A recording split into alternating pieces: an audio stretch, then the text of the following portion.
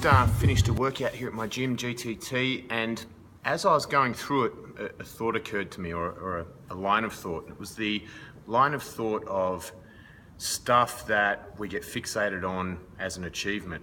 And in the fitness industry, especially with the rise of competitive CrossFit, one of the really interesting developments for me has been this fixation on the muscle up. And you may have noticed that there's been a few videos shared lately from my gym of guys that have been hitting their first muscle up as a goal.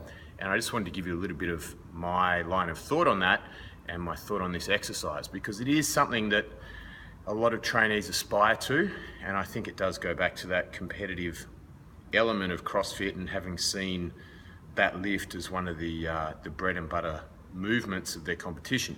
Now, the muscle up traditionally has been used by gymnasts purely as a way of getting up onto the rings, okay? So they'll generally do one rep, get up onto the rings and do their routine. It's not something that they do with repetition.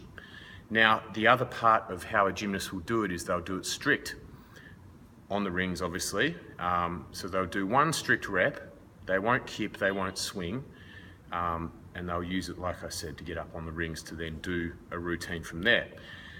Now, using it as a repetitive exercise for me doesn't make a lot of sense. And here's my thinking on it.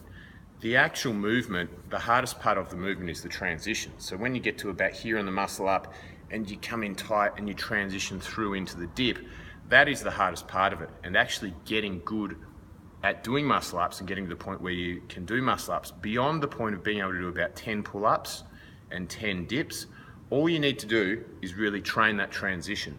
And you can do that by doing like false grip chin-ups, so grabbing the rings with the ring running in under the base of the hand there, and doing some false grip chin-ups for reps, a few little transition drills, and you'll pretty much be there as long as you can do that 10 pull-ups, 10 dips. So really, apart from being a minor goal that we aim towards, being able to do it for the sake of doing it, it really doesn't serve a lot of purpose in your training. All the benefits of the pull movement you can get from doing chin-ups, either for reps or building up your maximal strength on the chin-up, so adding weight, adding weight, adding weight, doing nice full range movement with good control and good technique, or the same on the dip, so doing the dip for reps and doing, training to get better reps or training to get stronger on that in a maximal sense. The muscle up as an exercise for developing strength really doesn't stack up that well, because it's really just about that transition. The other side of it is the kipping action, a lot harder on the shoulders. You are going to end up with some laxity of that joint over time.